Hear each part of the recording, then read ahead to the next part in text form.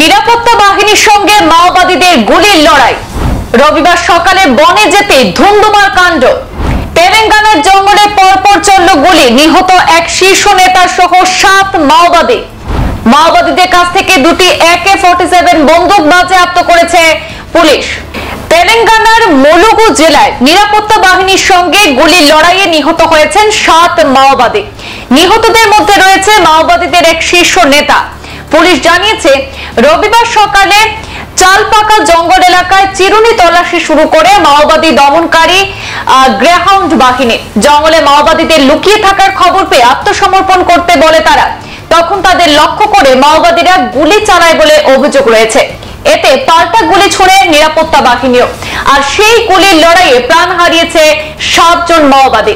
মাওবাদীদের কাছ থেকে দুটি AK-47 বন্দুক বাজেয়াপ্ত করা হয়েছে।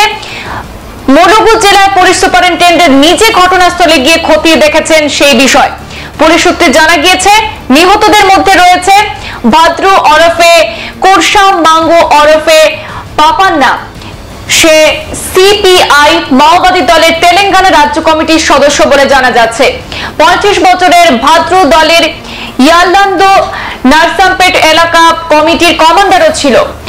নিহত বাকি 6 মাওবাদীদের মধ্যে রয়েছে যথাক্রমে এগোলাপো মাল্লাইয়া, তার বয়স 43 বছর, মুসাকি দেব, তার বয়স 22 বছর, মুসাকি যমুনা 23 বছর তার বয়স, জয় সিংহ তার বয়স 25 বছর, কিশোর 22 বছর, 23 বছরের কামেশ, তারাও নিহত হয়েছে এই গুলির লড়াইয়ে। ঘটনাস্থল থেকে AK-47, G3, ইনসাস রাইফেল সহ অস্ত্র বিস্ফোরক উদ্ধার করা হয়েছে। গত বৃহস্পতিবার তেলেঙ্গানার মুলুগু জেলায় 2 জনকে খুনের অভিযোগ ওঠে মাওবাদীদের বিরুদ্ধে। নিহতরা জনজাতি সম্প্রদায়ের, তাদের মধ্যে একজন পেরুরু গ্রাম পঞ্চায়েতের সচিব। মাওবাদীদের তরফে দাবি করা হয় যে ওই 2 পুলিশকে তথ্য পাচার করত তারা। প্রতিবাদে শুক্রবার মিছিল করেন স্থানীয় জনজাতিরা। মাওবাদীদের শাস্তি এবং নিহতদের পরিবারকে সরকারি সাহায্য দেওয়ার দাবি তুলে তারা।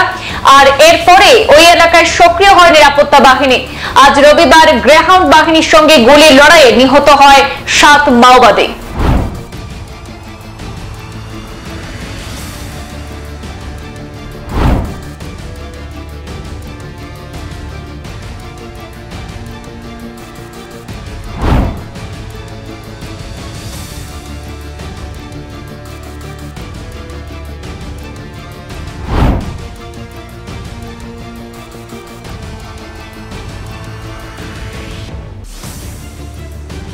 সংবাদ এ পর্যন্তই, ফিরছি পরবর্তী অন্যান্য আপডেট নিয়ে। ধন্যবাদ।